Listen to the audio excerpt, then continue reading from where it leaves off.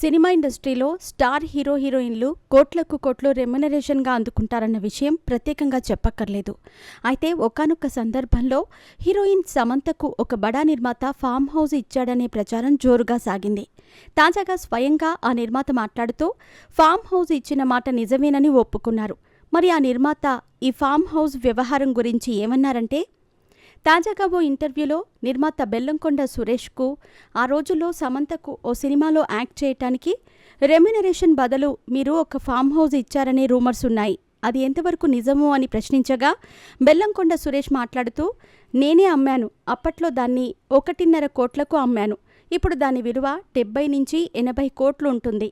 నాకు ఆల్రెడీ అప్పటికే 2 ఫామ్ హౌస్లు ఉండటంతో ఈ ఎక్స్ట్రా ఫామ్ హౌస్ని ఎవరికైనా అమ్మాలి అనే ఆలోచనతోనే ఉన్నాను. ఆ టైంలోనే వేరే వాళ్లకి అమ్మే బదులు సమంతకి అమ్మాను.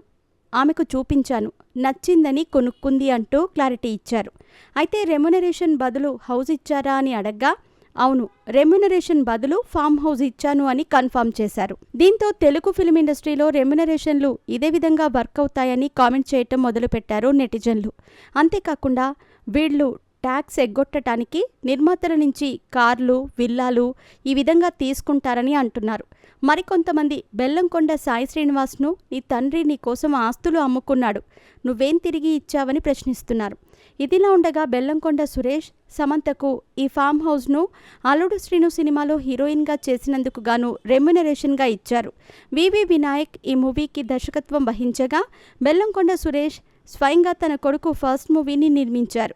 ఈ సినిమాలో బెల్లంకొండ శ్రీనివాస్, సమంత హీరో హీరోయిన్లుగా నటించగా ప్రకాష్ రాజ్, బ్రహ్మానందం, ప్రదీప్ రావత్ కీలక పాత్రలు పోషించారు. దేవిశ్రీ ప్రసాద్ సంగీతం అందించారు. 2014 జూలై 25న రిలీజ్ అయిన ఈ మూవీతో బెల్లంకొండ శ్రీనివాస్ టాలీవుడ్లోకి ఎంట్రీ ఇచ్చాడు. ఇక అప్పట్లో ఒక డెబ్యూ హీరోతో సమంత హీరోయిన్గా నటించటం అన్నది హాట్ టాపిక్గా మారింది.